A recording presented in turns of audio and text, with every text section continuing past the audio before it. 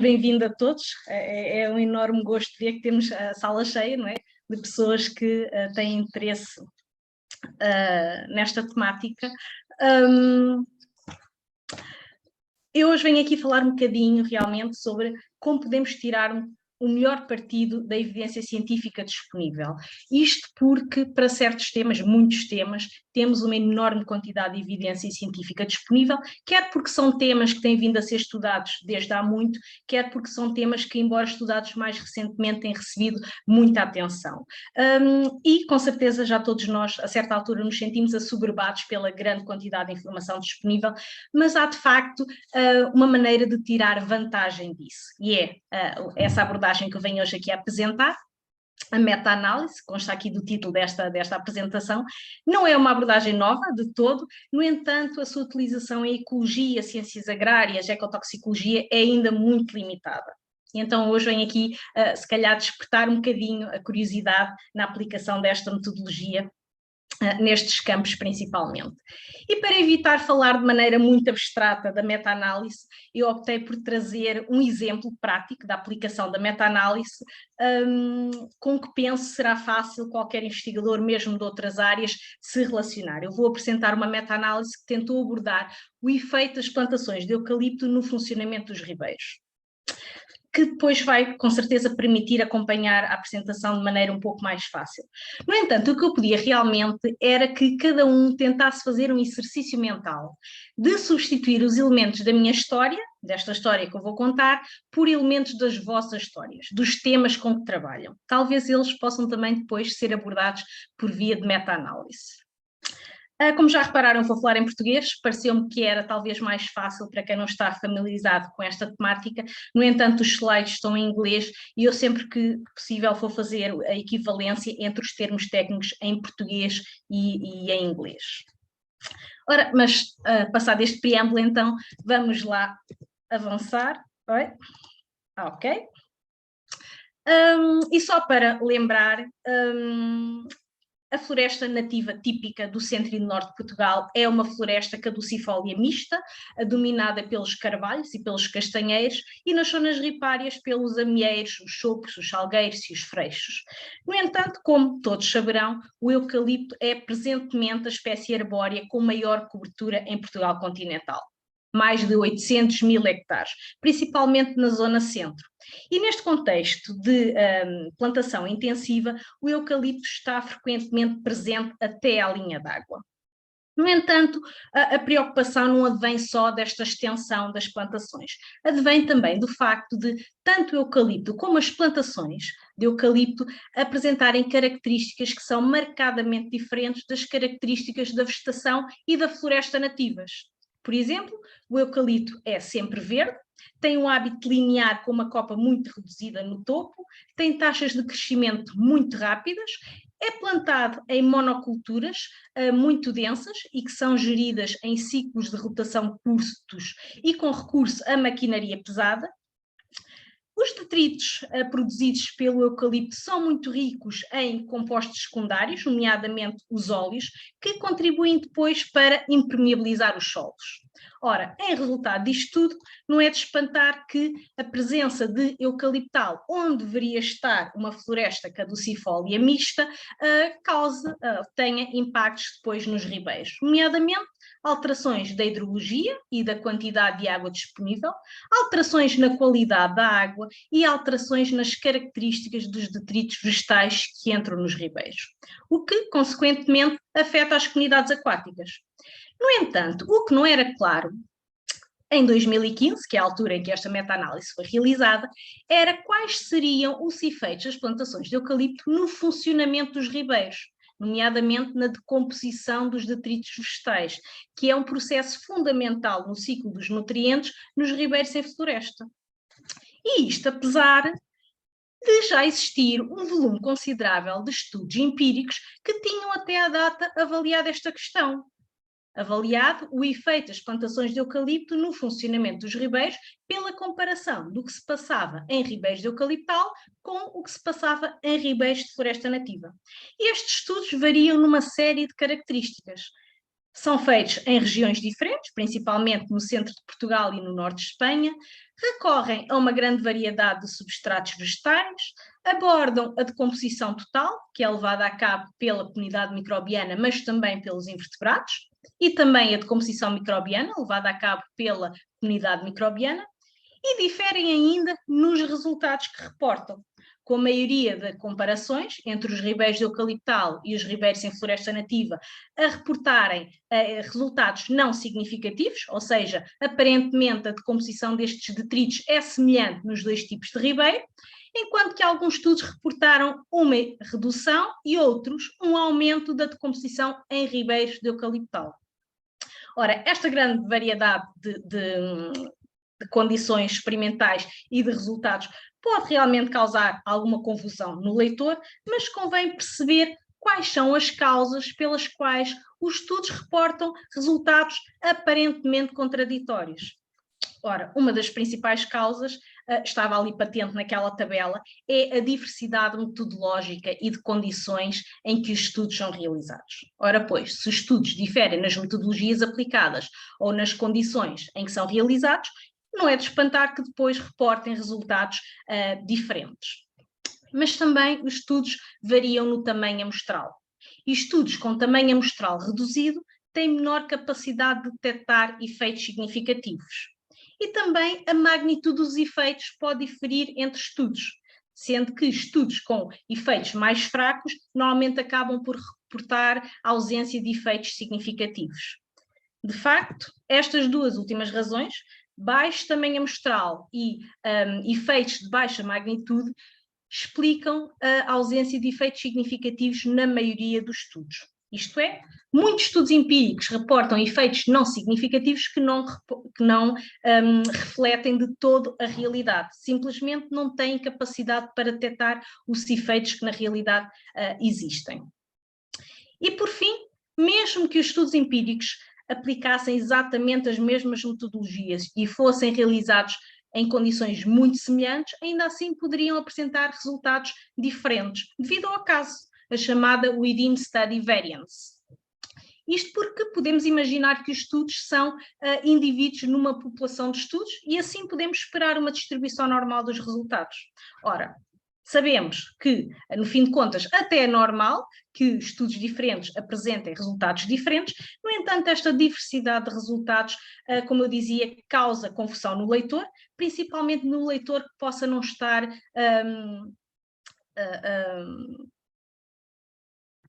ao corrente das metodologias usadas e principalmente familiarizado com o método científico, o que torna realmente difícil comparar e interpretar os resultados de estudos diferentes e torna difícil a utilização da melhor evidência científica, o que justifica então esta necessidade de compilar a evidência científica, os estudos que existem e fazer revisões, de maneira a que consigamos interpretar toda esta informação e tirar conclusões gerais. No entanto, as revisões narrativas tradicionais não são eficientes nesta tarefa e não são eficientes por vários motivos. Não apresentam critérios definidos para a seleção dos estudos que consideram na revisão, isto porque não fazem uma tentativa para localizar todos os estudos relevantes, não descrevem claramente porque é que alguns estudos são incluídos na revisão e outros não são, e não têm em conta a qualidade do estudo. E aqui qualidade não se refere necessariamente à qualidade metodológica, mas sim ao tamanho amostral. Porque uma revisão narrativa tradicional vai dar o mesmo peso a um estudo baseado em 10 amostras e a um estudo baseado em 1000 amostras, quando nós sabemos perfeitamente que temos muito mais confiança nos resultados que são descritos num estudo baseado em 1000 amostras do que num que usa apenas 10 amostras. Ora, isto resulta num grande grau de subjetividade e numa baixa repetibilidade. Mas também a revisão narrativa tradicional é pouco eficiente a lidar com um grande número de estudos e tem baixa capacidade para lidar com a variação entre estudos, seja a variação ao nível das metodologias, seja então a variação ao nível dos resultados. E para quem esteja a pensar, não é boa ideia fazer o chamado vote counting, que consistiria em contar quantos estudos reportam efeitos não significativos, Quantos estudos reportam efeitos significativos, quantos destes são positivos e quantos destes são negativos, e depois a tirar daqui uma conclusão geral. Ora, isto não é boa ideia, porquê? Porque, como vimos no slide anterior, uma das razões para que os estudos reportem efeitos não significativos é precisamente o baixo tamanho amostral. Mas, em contraste, temos então a revisão sistemática quantitativa e, no caso que eu trago aqui hoje, com meta-análise. Ora, isto é uma designação bastante comprida, por isso vamos por partes.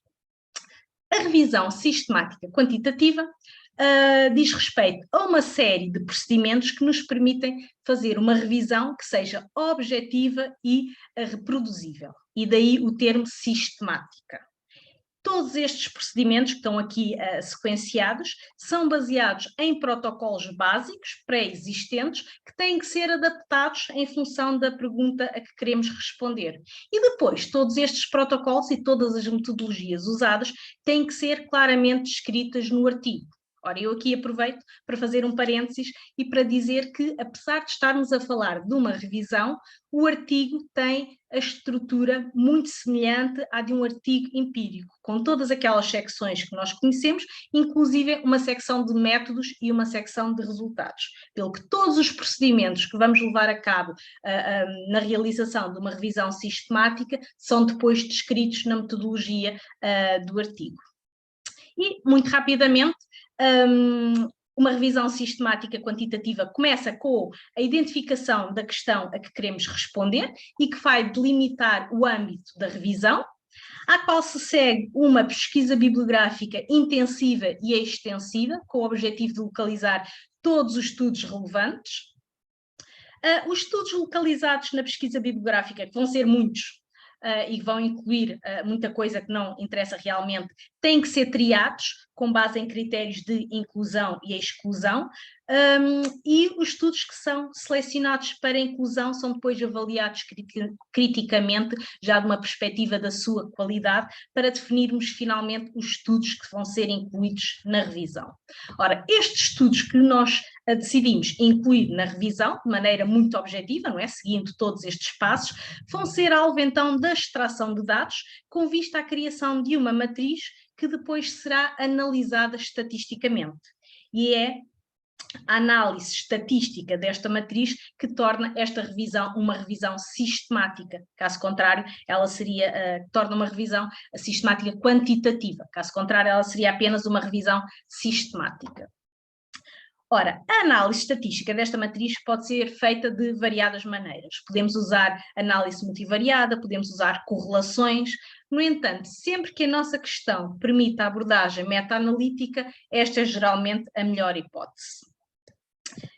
E a meta-análise é uma abordagem estatística que nos permite compilar toda a evidência disponível acerca de um tema, tendo em conta, lá está, a sua precisão, de maneira a dar mais peso aos estudos mais precisos e menos peso aos estudos menos precisos. A meta-análise implica uma série de análises, que eu não vou detalhar aqui, mas onde convém referir que, apesar de algumas destas análises serem acessórias, todas elas são obrigatórias se o objetivo é produzir uma meta-análise de alta qualidade. E este deve ser, de facto, sempre o nosso objetivo.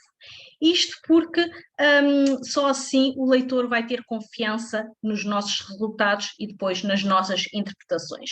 Por exemplo, a análise de publication bias, de viés de publicação, vai permitir mostrar que a nossa matriz não está enviesada e é uma representação da realidade.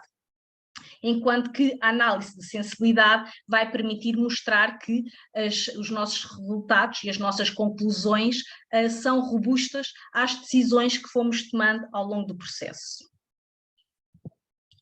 Mas por que é realmente relevante fazer a revisão sistemática? E eu começo aqui por tentar desmistificar um bocadinho aquela ideia de que fazer revisão sistemática não é realmente fazer investigação, porque se baseia em artigos já publicados, ou que é fazer investigação de segunda, quando comparada com experiências de laboratório ou de campo. De todo, não. Fazer revisão sistemática é fazer investigação por direito próprio, tal como estudos empíricos, coloca questões, testa hipóteses, usa protocolos que são específicos e reproduzíveis, simplesmente usa os estudos como amostras. Adicionalmente, ao considerar todos os estudos disponíveis sobre um determinado tópico, traz de novo à luz do dia estudos antigos, evitando assim conclusões que possam ser enviesadas pelos estudos mais recentes ou pelas modas mais recentes.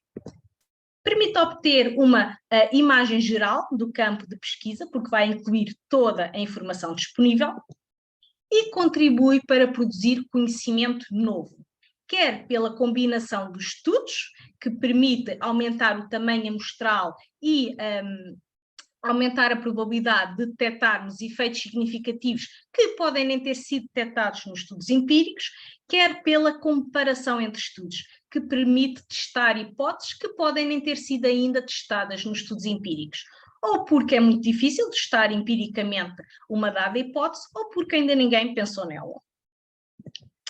Ora, permite identificar lacunas no conhecimento e assim orientar investigação futura e aumentar a probabilidade de se gerar novo conhecimento, e permite fornecer apoio baseado na evidência a gestores e decisores. E por tudo isto, o número de meta-análises tem aumentado vertiginosamente ao longo das últimas 2 décadas, principalmente nas ciências médicas e nas ciências sociais, muito em resultado de desenvolvimentos ao nível da estatística, do software e de guidelines. Em medicina, a meta-análise é mesmo considerada o gold standard e é a metodologia utilizada para definir a aceitação ou não de medicamentos, tratamentos, intervenções e por aí fora.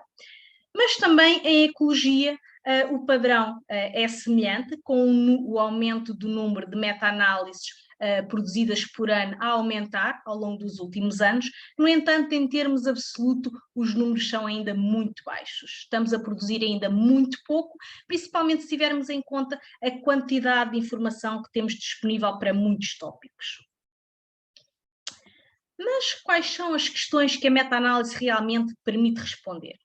Ora, a meta-análise permite responder a 4 questões básicas. É o efeito de determinada intervenção, tratamento, significativamente diferente de zero?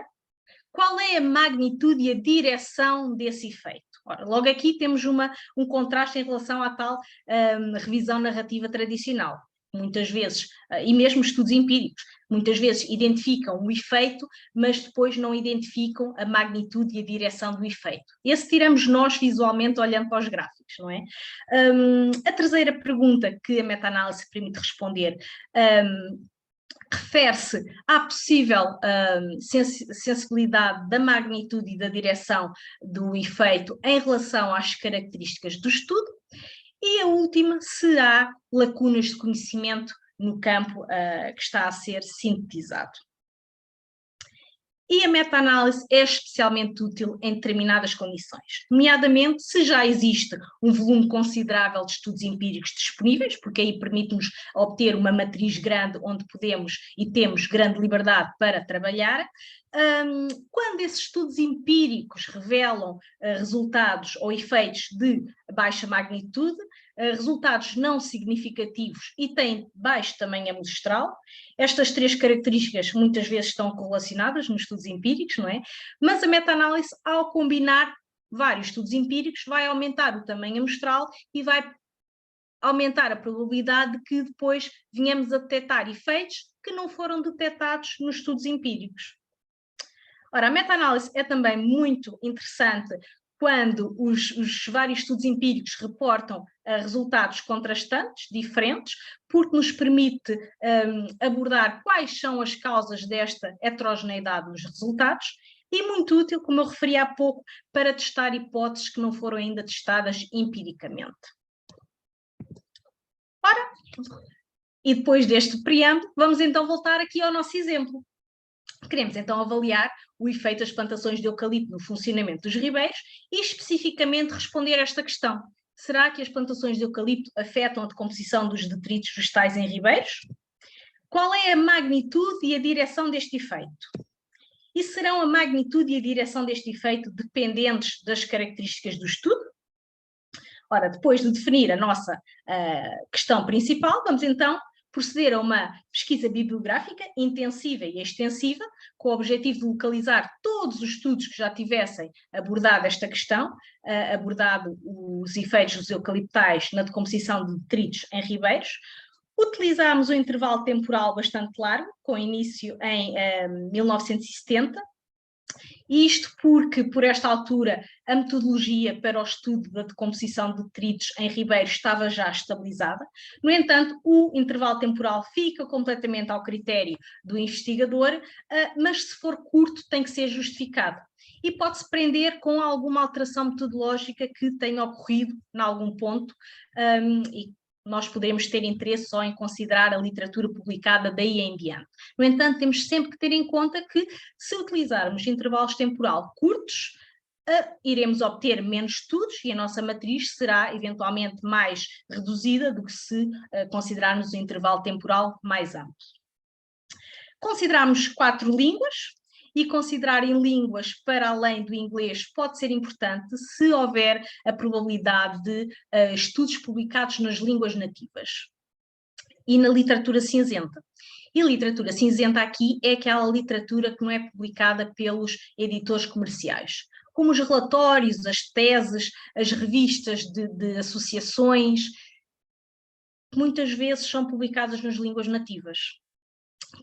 Neste caso em particular, não fizemos um esforço para localizar a literatura cinzenta. Focámos-nos aqui na literatura de mainstream, das editoras comerciais. Isto porque meta-análises anteriores mostraram-nos que os estudos em decomposição que aparecem na literatura cinzenta acabam a ser publicados na literatura comercial. E por isso aqui não valia a pena fazer esse esforço.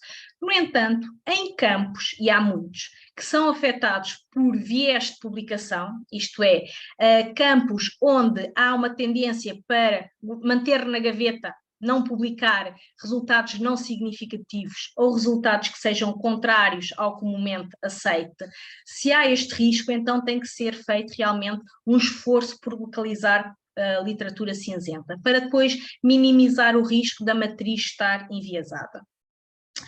Ora, foram utilizados várias vias de pesquisa para aumentar a probabilidade de localizarmos os estudos mais elusivos, e na pesquisa online foram utilizadas combinações de palavras-passe. E aqui as palavras-chave diziam respeito à nossa variável de interesse, a decomposição de detritos em ribeiros, ao nosso tratamento, as plantações de eucalipto, e ao nosso ecossistema, os ribeiros. E nas palavras-chave, agora ocorreu a palavra-passe, e nas palavras-chave convém referir a necessidade de se utilizarem sinónimos. E por isso é importante que o investigador tenha um conhecimento abrangente do tópico que está a sintetizar. Estes sinónimos são importantes para garantirmos que estamos realmente a conseguir detectar a bibliografia relevante, que não está a escapar estudos só porque um determinado autor está a usar um sinónimo que nós não estamos aqui a considerar. Ora, desta pesquisa bibliográfica vai resultar um grande número de estudos que vão ter que ser triados, então, usando os tais critérios de inclusão e exclusão.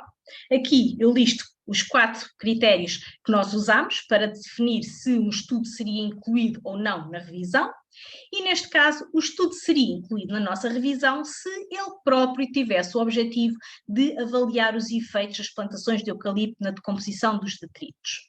Isto para garantir que os ribeiros de eucaliptal e os ribeiros em floresta nativa eram realmente comparáveis.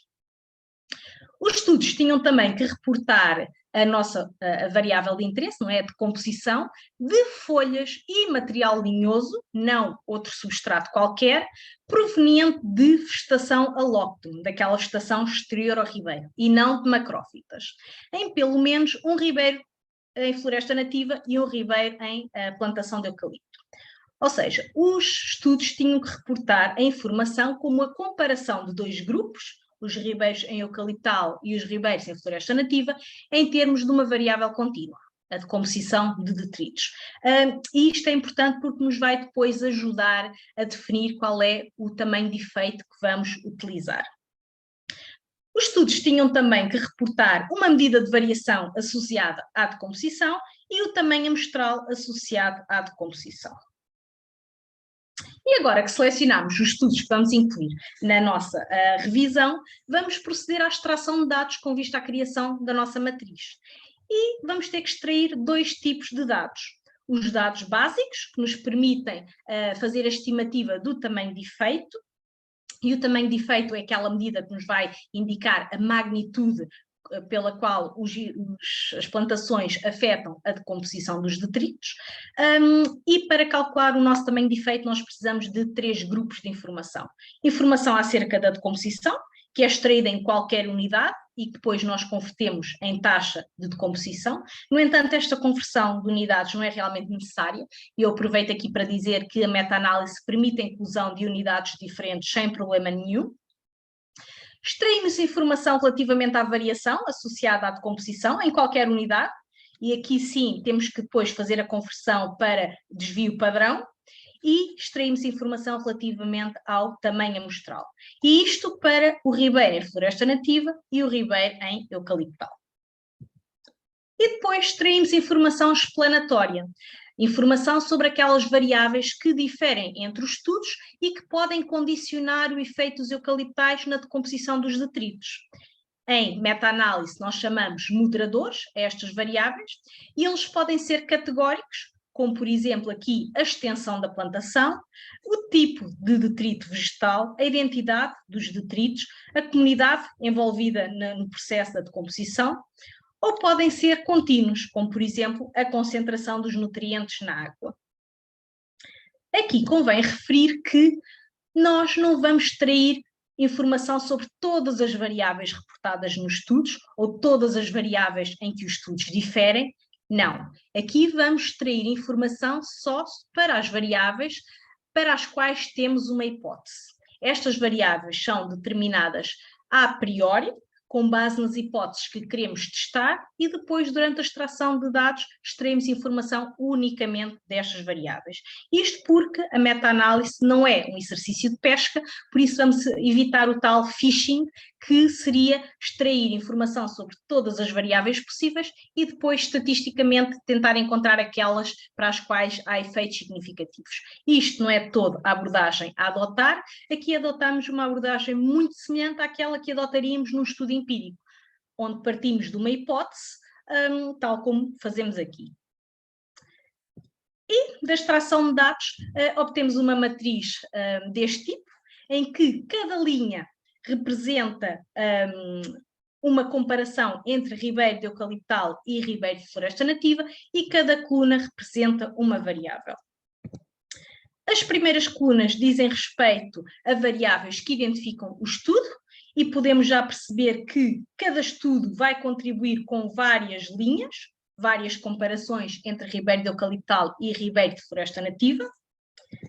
As colunas seguintes dizem respeito às variáveis categóricas, às nossas variáveis planatórias, como a extensão da plantação, o tipo de detrito vegetal, a identidade do detrito, o país onde o estudo foi realizado. Seguem-se as variáveis contínuas, as concentrações de azoto e fósforo, e por fim temos a nossa informação básica, a informação sobre a decomposição, a medida de variação e o tamanho amostral para os ribeiros de eucaliptal e para os ribeiros de floresta nativa.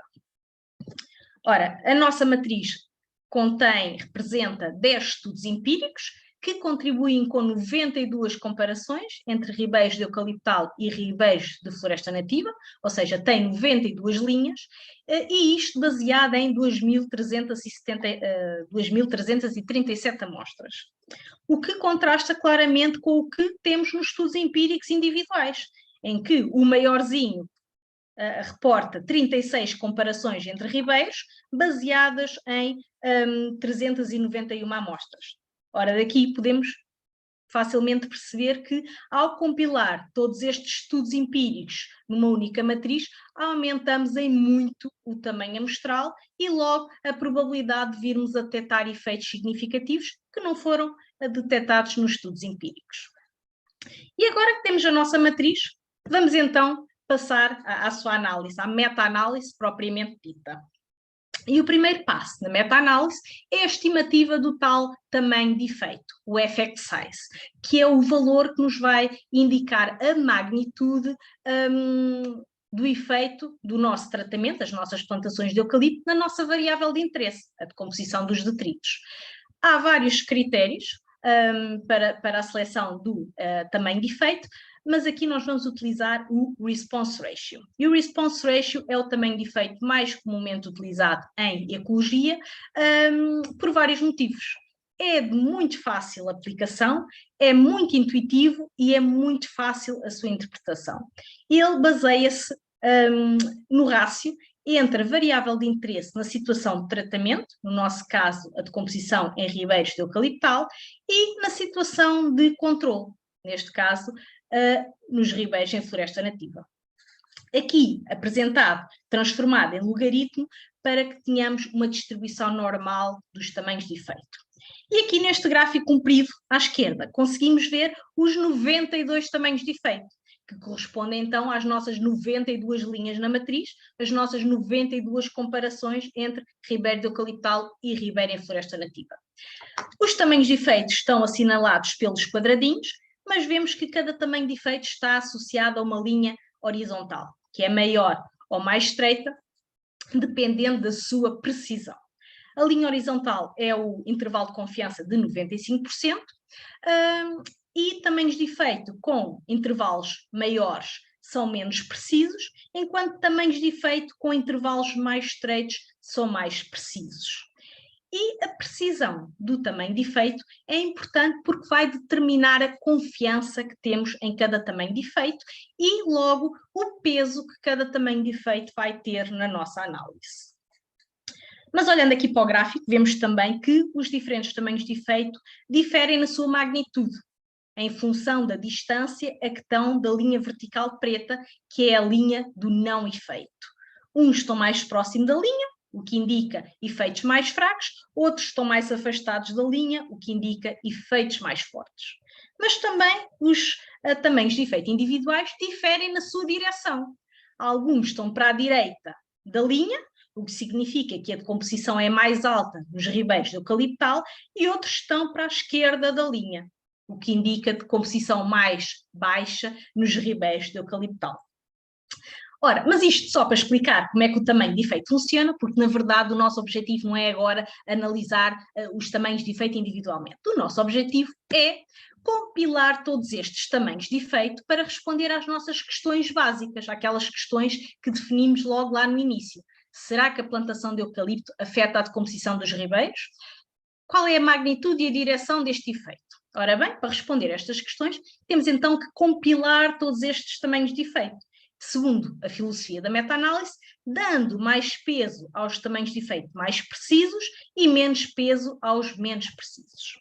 E se efetivamente compilarmos todos estes tamanhos de efeito, toda esta evidência científica, usando o modelo de efeitos randomizados da meta-análise, obtemos um tamanho de efeito geral, aqui indicado por este losango azul.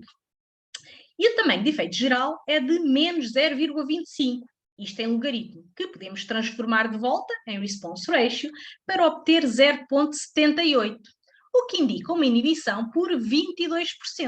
Ora, de uma assentada respondemos aqui às nossas questões básicas. As plantações de eucalipto, de facto, afetam a decomposição dos detritos em ribeiros e esse efeito é uma inibição por 22%. No entanto, como vimos há pouco, olhando aqui para os tamanhos de efeito individualmente, percebemos que há uma grande variação, quer na magnitude, quer na direção. O que resulta em que 94% da variação total entre tamanhos de efeito se deve a diferenças reais entre os estudos, à chamada Between Study Variation. E tem que ser explicada. E por isso é que nós lá atrás extraímos informação sobre as variáveis planatórias. São essas que agora nos vão permitir perceber porque é que, em alguns casos, os efeitos são mais fracos, noutros casos, os efeitos são mais fortes, nos casos, os efeitos são uma estimulação, noutros casos, uma inibição. No entanto, antes de avançarmos para esta análise da heterogeneidade dos tamanhos de efeito, temos primeiro que mostrar que a nossa matriz é robusta. a tal análise de viés de publicação que eu mencionei há pouco de maneira muito breve. Isto para mostrar ao leitor que os resultados que estamos aqui a reportar são de facto robustos e representam a realidade. Ora, e a meta-análise permite vários testes para avaliar se a matriz está afetada por viés de publicação e se a estar afetada, se este viés de publicação afeta os resultados. Um desses testes é o funnel plot, que é uma representação gráfica dos tamanhos de efeito versus a sua precisão, aqui representada pelo R padrão. E na ausência de viés de publicação, os 92 tamanhos de efeito deveriam estar simetricamente distribuídos em torno do tamanho de efeito global, que é representado por esta linha vermelha. Ora, nós facilmente, olhando aqui para o gráfico, percebemos que ele não é simétrico. Temos aqui deste lado os tamanhos de efeito, mas depois eles não aparecem aqui. E, de facto, a análise identificou 16 tamanhos de efeito em falta para a esquerda do tamanho de efeito global, o que sugere que realmente a nossa matriz está afetada por viés de publicação. Depois, no final, se alguém tiver curiosidade em perceber a razão pela qual estes tamanhos de efeito estão em falta, podemos falar um bocadinho sobre isso. Mas agora aqui o relevante é perceber que a matriz efetivamente está afetada por viés de publicação e o que é que isto significa? Ora, quando introduzimos na matriz estes 16 tamanhos de efeito em falta, considerando que o gráfico deveria ser simétrico, e calculamos um novo tamanho de efeito global, obtemos uma inibição por 31%. Que, se vocês se lembram, é mais forte do que aquela inibição por 22% que tínhamos obtido há pouco com base na nossa matriz. Ora, isto para o meta-analista são boas notícias, porque quer dizer que a nossa matriz, ainda que esteja afetada por viés de publicação, permite obter resultados conservativos. Nós, com base na matriz enviesada, obtivemos uma inibição por 22%, enquanto que a inibição real é bem mais forte. Então, podemos continuar, e esta nossa confiança na robustez da matriz é suportada por uma análise adicional, o fail-safe number, que é o número, ou indica o número de tamanhos de efeito não significativos que teriam que ser adicionados à matriz para trazer este nosso tamanho de efeito significativo para a não significância. Ou seja, teríamos, neste caso, que adicionar mais de 10.000 tamanhos de efeito não significativos à matriz. Como a probabilidade de que existem por aí mais de 10.000 comparações entre ribeiros de eucaliptal e ribeiros em floresta nativa, vamos considerar que os nossos resultados são realmente robustos ao viés de publicação e avançamos então para a avaliação das tais causas de heterogeneidade. Tentar perceber, agora que sabemos que a matriz é robusta, vamos continuar a análise e vamos então tentar perceber porque é que há aquela variação toda nos tamanhos de efeito, porque é que uns estudos reportam um resultado e outros estudos reportam um resultado diferente. E vamos fazer uso das tais variáveis explanatórias e quando trabalhamos com variáveis categóricas vamos fazer análise de subgrupos, que mais ou menos como as ANOVAs permitem comparar os vários grupos dentro de cada variável. Por exemplo, aqui se considerarmos a extensão da plantação, temos 4 grupos: plantação só na bacia hidrográfica, mas não na zona ripária, que era nativa, plantação na bacia hidrográfica e na zona ripária, plantação só na zona ripária, mas neste caso tinha sido abandonada há mais de 50 anos e estava já colonizada por vegetação nativa, e aqui uma situação experimental em que os autores adicionaram detritos de eucaliptal a um ribeiro em floresta nativa. Ora, comparando estes 4 grupos, podemos testar a hipótese de que os efeitos do eucaliptal serão mais fortes se ele estiver presente tanto na bacia quanto na zona ripária. E, de facto, é isso que observamos. Os efeitos significativos estão identificados a preto, os não significativos a branco, e verificamos efetivamente que quando a plantação está presente na bacia e na zona ripária, temos uma inibição significativa por 27% dos detritos vegetais, mas quando a plantação está só na bacia o efeito não é significativo, e quando está só na zona ripária, mas esta já tinha sido colonizada pela vegetação nativa, o efeito também não foi significativo. Ora, e daqui podemos concluir que a presença de vegetação ripária na zona, de vegetação nativa na zona ripária, protege os ribeiros dos efeitos das plantações. Ora, seguindo a mesma lógica, percebemos que os efeitos das plantações são significativos para a decomposição das folhas, mas não para a decomposição de material lenhoso. São significativos para a decomposição total das folhas, onde os invertebrados participam, mas não para a decomposição microbiana.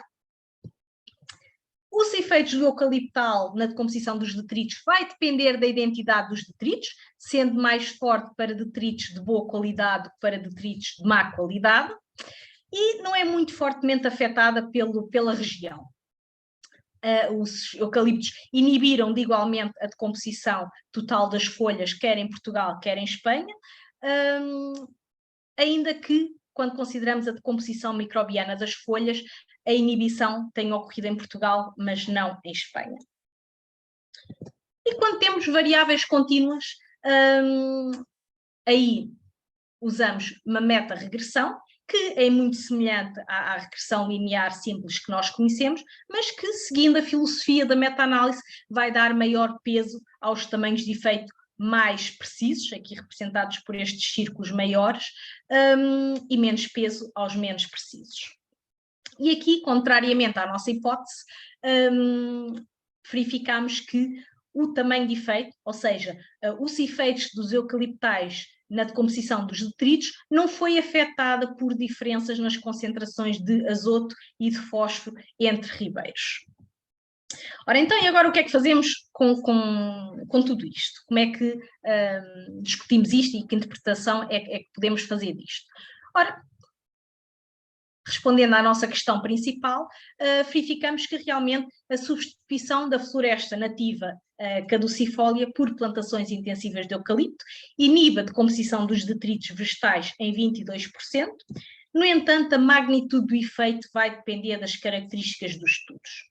Nomeadamente, quando as plantações estão presentes tanto na bacia quanto na zona ripária, esta inibição é por 27%, o que sugere que a manutenção de vegetação nativa na zona ripária protege de alguma maneira os ribeiros contra os efeitos negativos das plantações. Também verificamos que os efeitos das plantações ocorrem, e é uma inibição por 26%, para a decomposição das folhas, mas não de detritos lenhosos. É mais forte para a decomposição de folhas de alta qualidade, com inibições de até 51%, do que para folhas de baixa qualidade, e é forte e significativo para a decomposição total, quando temos os invertebrados a participar, e aqui temos uma inibição por 36%, do que quando só consideramos a decomposição microbiana.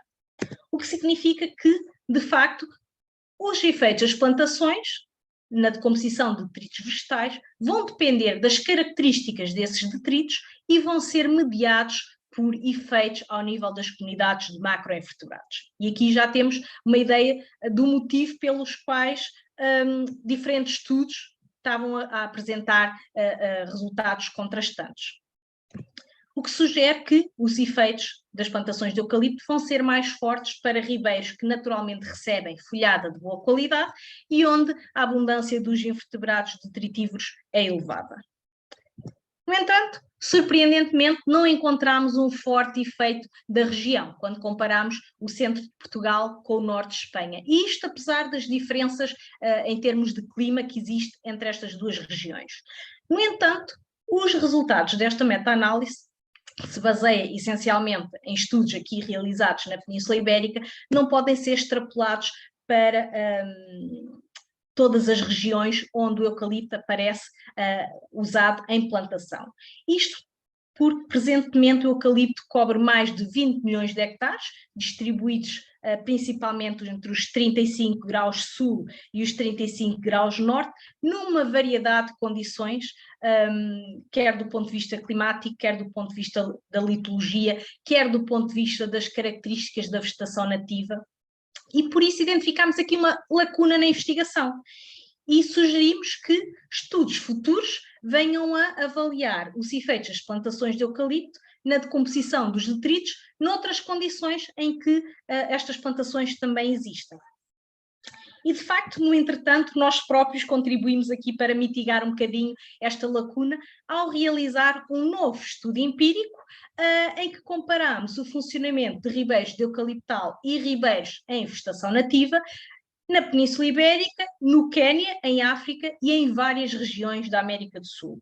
E comprovamos uma das previsões da meta-análise. Verificamos que, efetivamente, as plantações de eucalipto têm um efeito mais negativo em regiões de clima temperado, onde a vegetação é naturalmente caducifólia, de melhor qualidade e onde a abundância dos invertebrados é elevada, do que em regiões tropicais, onde os detritos vegetais são naturalmente mais recalcitrantes e a abundância dos invertebrados é menor. E eu espero, assim, com este exemplo, muito rapidamente ter-vos deixado com uma imagem da aplicação e da utilidade da meta-análise para responder a questões científicas. No entanto, não é porque agora temos o martelo que vamos resolver tudo à martelada, e antes de saírem daqui cheios de vontade de realizar uma meta-análise, convém que primeiro tentem perceber se conseguem colocar uma questão do tipo pico, em que P de população diz respeito à entidade afetada pela intervenção, o I de intervenção diz respeito à alteração, ao tratamento, à medida de gestão implementada, o C de controle diz respeito à condição não afetada pela alteração ou pela intervenção, e o O de outcome diz respeito à variável de interesse. Ora, aplicando aqui ao nosso exemplo, a população seriam os ribeiros, a intervenção, as plantações de eucalipto, o controlo, a vegetação nativa, e o outcome, a decomposição de detritos. E a pergunta ficaria: será que as plantações de eucalipto afetam a decomposição de detritos em ribeiros? Outra questão, por exemplo, poderia ser: serão o crescimento e a reprodução da dáfnia afetados por pesticidas? E neste caso, o outcome seriam o crescimento e a reprodução. E eu aqui aproveito para dizer que a meta-análise permite a incorporação de várias variáveis de interesse e de várias intervenções. Aqui poderiam ser vários pesticidas. Outra questão, se calhar vai mais de encontro aos tópicos abordados no LIF, poderia ser: será que a existência de faixas de vegetação nativa nas vinhas afeta a produção de uva? Neste caso, a intervenção poderiam ser as faixas de vegetação nativa e o controle à ausência das faixas. E uma última questão, um último exemplo: será que a qualidade do azeite é afetada pelas práticas de gestão do olival? Aqui a intervenção poderiam ser, ou o controle, se calhar falando ao contrário, o controle poderia ser a gestão tradicional do olival e a intervenção poderiam ser outros tipos de gestão: olival intensivo, agricultura biológica e por aí fora. Se conseguirmos fazer efetivamente uma pergunta do tipo pico, então a nossa questão é passível de ser abordada por meta-análise. E nesse caso convém perceber se existe um corpo de estudos empíricos relevante que possa depois suportar uma matriz. Ora, aqui, infelizmente, não há um número máximo. A meta-análise matematicamente funciona com 2 tamanhos de efeito.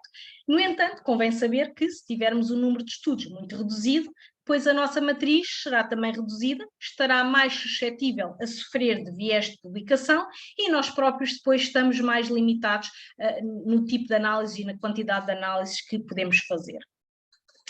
E convém também perceber se há ou não já alguma meta-análise sobre o tópico. Ora, isto não é impeditivo de se fazer uma nova meta-análise, no entanto, temos que perceber se conseguimos contribuir com algo de novo. E realmente, então, se decidirmos embarcar numa aventura meta-analítica, convém estar a par destes guidelines, que saíram muito recentemente, guidelines para orientar a realização de meta-análises em ecologia e evolução, saíram o ano passado e que se vêm juntar aos guidelines que existem nas ciências médicas e sociais, e são guidelines que realmente têm que ser seguidos para garantir a produção de meta-análises de alta qualidade. Isto lá está para garantir ao leitor confiança nos resultados que estamos a reportar e para contrariar um bocadinho o que se tem observado, que é a publicação de meta-análises que não cumprem estes critérios e que por isso não são de alta qualidade.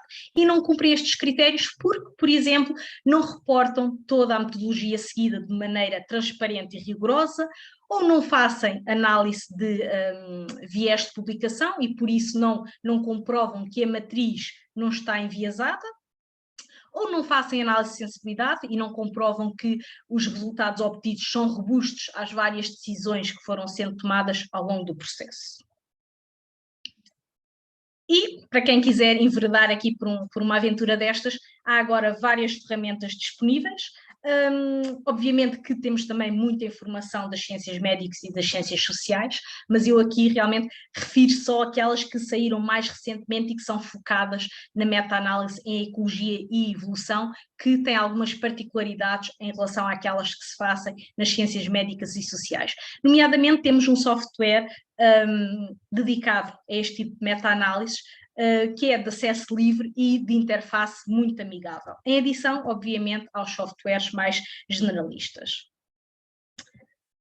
E mesmo para terminar, isto já vai um bocadinho longo, deixar só aqui com algumas ideias finais, isto porque a meta-análise, para além de todas as vantagens que eu espero ter deixado transparecer ao longo da apresentação, todas as vantagens técnico-científicas, a verdade é que a meta-análise tem também algumas vantagens adicionais que convém, se calhar, termos noção. A realização de uma meta-análise, por exemplo, promove um conhecimento profundo sobre o tema que estamos a sintetizar. Isto porque vai implicar a leitura de toda a informação disponível, o que acaba por ser um ótimo exercício para alguém que está a realizar um doutoramento. As meta-análises de alta qualidade são também publicadas em revistas de topo com muita facilidade e são também muito citadas, o que é sempre bom. Fazer uma meta-análise contribui para que melhoremos nós próprios a qualidade dos nossos estudos empíricos, porque ao estar conscientes das necessidades do meta-analista, vamos depois ter nós próprios cuidado ao escrever o nosso artigo, de escrever de uma maneira clara e transparente e com detalhe suficiente os aspectos metodológicos. Vamos ter o cuidado de associar sempre uma medida de variação ao valor médio. Vamos, se calhar, fazer uso do material suplementar para fornecer informação adicional e, com isto tudo, aumentar a probabilidade do nosso estudo ser ele próprio selecionado para inclusão numa meta-análise e contribuir, então, para o corpo de conhecimento que existe sobre um determinado tema. E, finalmente, a meta-análise pode ser realizada com baixo orçamento, uma vez que não implica trabalho de campo ou de laboratório, e pode ser realizada em contexto de confinamento, uma vez que requisita apenas um computador e acesso à internet. E este último ponto, nos últimos anos, tem-se revelado realmente importante, e a meta-análise neste contexto é realmente vantajosa quando somos impedidos de realizar trabalho mais empírico. E mesmo para terminar, deixo só um pensamento final. Algumas respostas estão efetivamente já por aí, só nos falta fazer as questões certas e eventualmente ir a partir da meta-análise para as encontrar. Muito obrigada a todos, aos que se aguentaram, não sei. Muito obrigada, Verónica. Eu acho que nos aguentámos muito bem, porque isto fomos seguindo com alguma expectativa. Eu pelo menos gostei muito. Quer dizer, eu fico com a sensação de que todos nós teríamos quase a obrigação de fazer meta-análises sobre as áreas em que trabalhamos. No final disto, é essa a sensação com que eu fico. E tenho algumas questões assim mais pequeninas, que não sei se fazem algum sentido, não é? Mas pronto, mas de qualquer maneira. Uma das questões que eu tenho tem a ver com o facto da pesquisa que nós fazemos para constituir a nossa base. Dá o mesmo peso a todo o tipo de publicações, a todo o tipo... Quer dizer, nós sabemos que, consoante as áreas, nós temos revistas que são mais sólidas, outras que... não é? Pronto. Ou seja, a minha questão é, faz sentido dar um peso diferente a publicações diferentes ou, eventualmente, a publicações que têm uma descrição menos detalhada? Percebe? Percebo, porque é uma pergunta muito relevante, lá está. A meta-análise é tudo a ver com a precisão dos estudos. Pois, porque a base de onde partimos, não é? Tem que ser ponderada, exatamente. senão... Temos duas opções para lidar com essa situação. Uma delas é definir nos critérios de inclusão e exclusão quais são os critérios que vão ditar a inclusão dos estudos na matriz. Imaginemos que alguma metodologia sabemos que é menos eficiente, então decidimos nos critérios de inclusão, que são todos definidos a priori, ok, estudos com esta metodologia não são considerados. Pronto. Isso pode ser contemplado aqui. Obviamente, usar como critério de exclusão o facto de ser publicado na revista X, se calhar já não pega muito bem. Exato. Pronto, convém ser aspectos relacionados com o estudo em si. E sim, podemos justificar a não inclusão de determinado estudo com aspectos metodológicos, sem problema. No entanto, eu sou mais adepta de que incluímos tudo na matriz. E depois no final...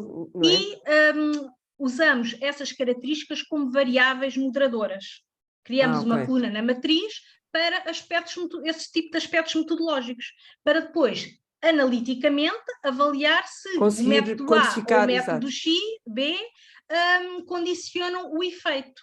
E isso é muito interessante, aliás, sou adepta de usar variáveis mais do fórum metodológico, porque permite até avaliar a eficiência das metodologias que estão a ser usadas. Exato. Não foi o caso aqui nesta meta-análise, em que só foram incluídos trabalhos de campo, devido à questão que estava a ser colocada, mas noutras meta-análises, em que eu incluo tanto trabalhos de campo como trabalhos de laboratório, depois essas questões são codificadas.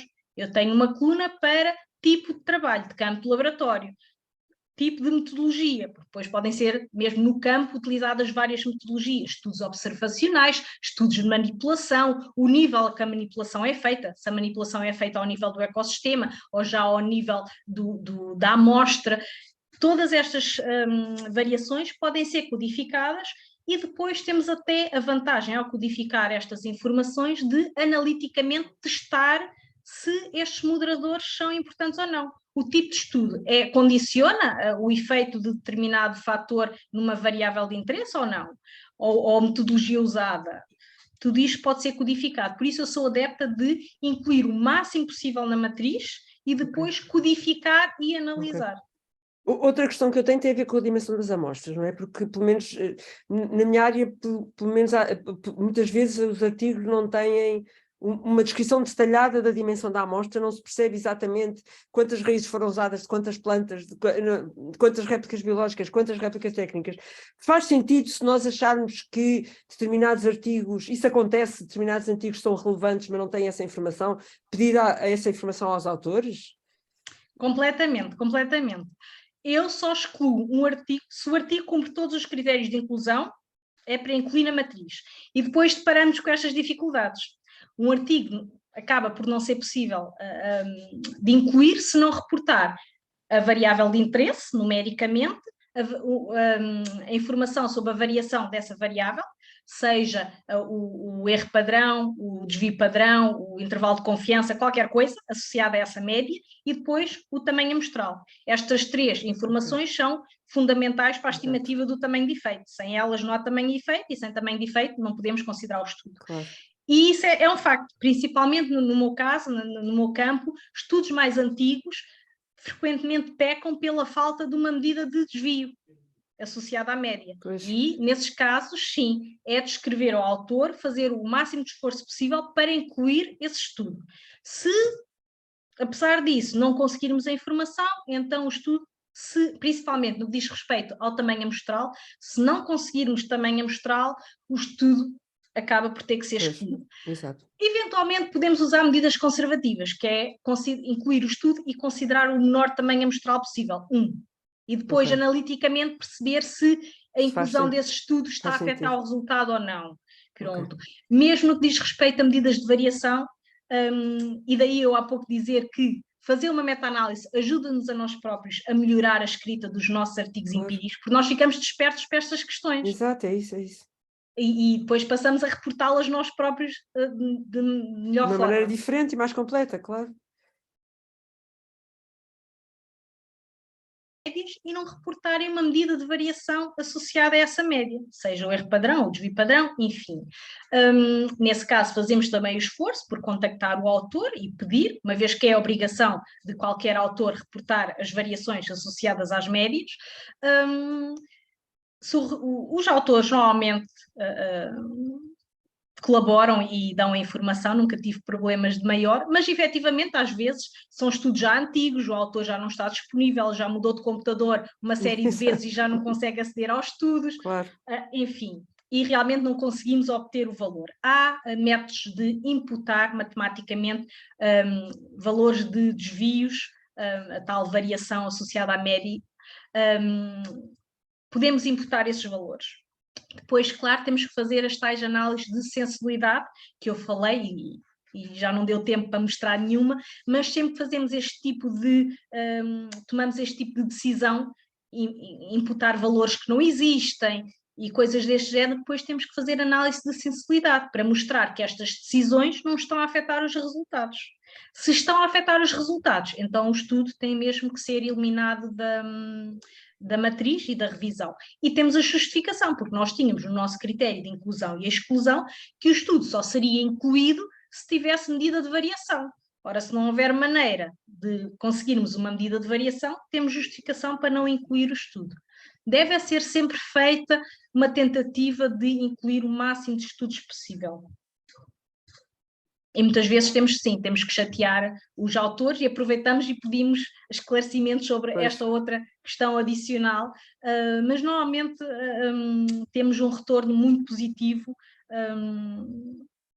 e sim, porque os autores também só têm a ganhar de serem incluídos, portanto não há razão para não ser. Exatamente, e ficam curiosos, quer dizer, nós claro. contextualizamos o nosso pedido, obviamente, não é? Dizemos o que é que estamos a fazer, qual o motivo por que estamos a fazer este pedido, e muitas vezes suscita aquela curiosidade, então quando completar a meta-análise, por favor, depois envie-me, porque e ficam contentes por participar neste tipo de síntese, em que tudo é englobado e o seu estudo acaba por ser depois colocado num contexto mais abrangente. Eu não quero embarcar, mas tenho mais uma perguntinha já agora, claro. Que é, quando, no caso em que nos mostrou, que é muito ilustrativo, e disse que depois de ter sido feito o estudo de viés, chegaram a um valor maior, mas no mesmo sentido. Acontece mudar de sentido, ou seja, isso faz algo, quer dizer, isso não acontece. Não, eu gosto muito de mostrar este exemplo, porque esta é a única meta-análise, e eu já fiz umas 10, em que tive viés de publicação.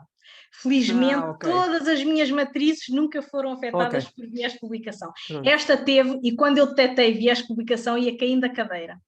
Porque então não é uma coisa muito comum, pois, se tivermos... Depende sempre do rigor e do investimento que foi feito na pesquisa bibliográfica. Pronto, e se a pesquisa bibliográfica realmente não tiver um intervalo temporal largo, não fizer este esforço por tentar localizar todos os estudos disponíveis, se tivermos uma pequena amostra, essa realmente pode ser enviesada. Esta matriz realmente estava enviesada e o primeiro teste indica o enviesamento e uma pessoa fica logo, que a meta-análise morreu antes de ver a luz. Eu pensei que era mais comum. Não, porque as meta-análises afetadas por viés de publicação não são publicadas. A questão é essa.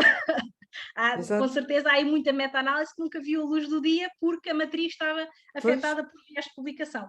A questão aqui é que o viés de publicação foi no bom sentido, por assim dizer. Exatamente. Porque puxou, quando imputamos os valores em falta à matriz e calculamos o novo valor, esse novo valor foi ainda mais forte.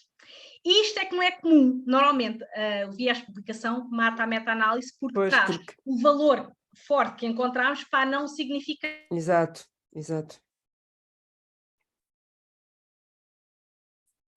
Sejam os não significativos.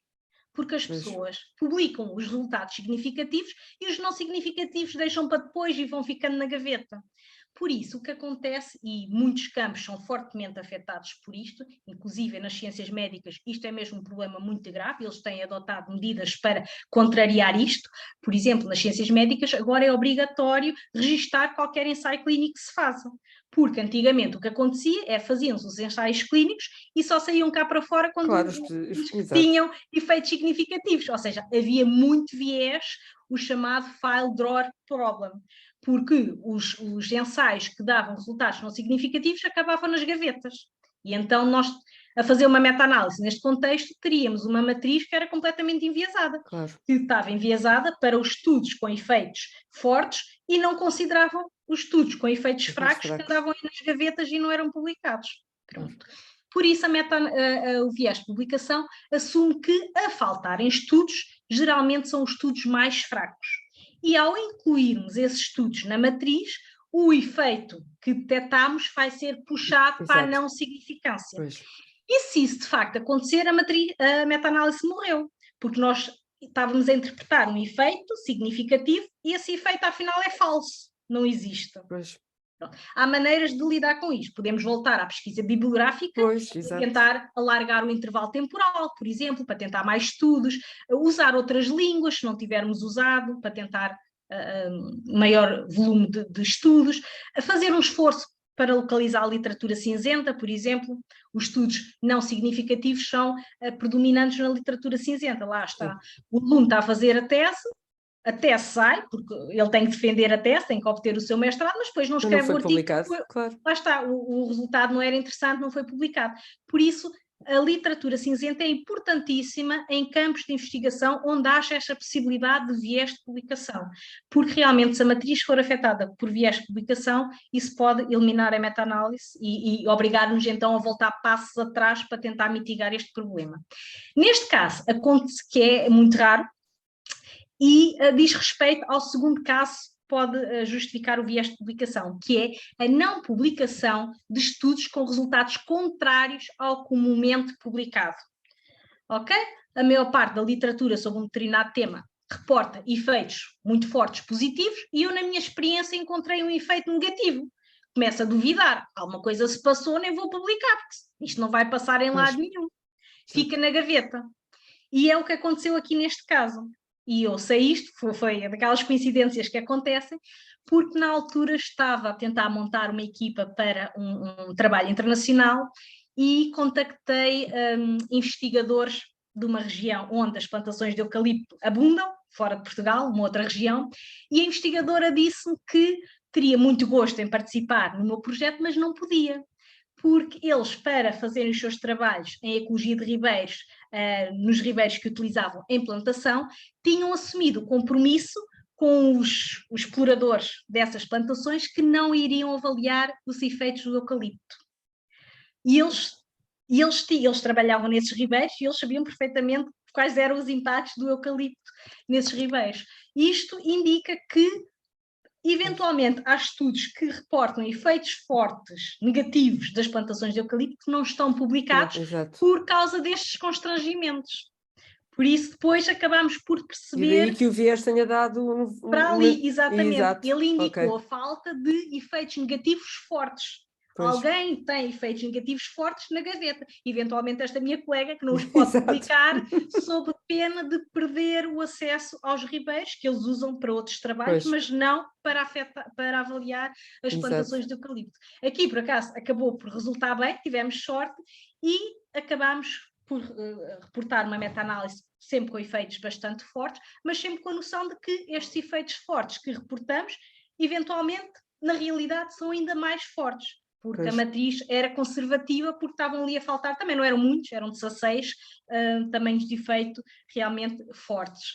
Mas ela, no global, era bastante robusta ao viés de publicação. Vimos que eram precisos adicionar mais de 10.000 tamanhos de efeito não significativos para trazer o nosso valor, então, para a não significância, e a probabilidade disso acontecer é nula.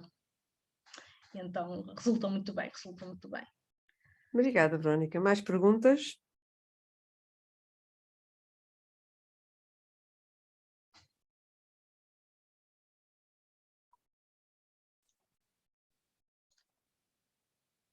Não há mais perguntas.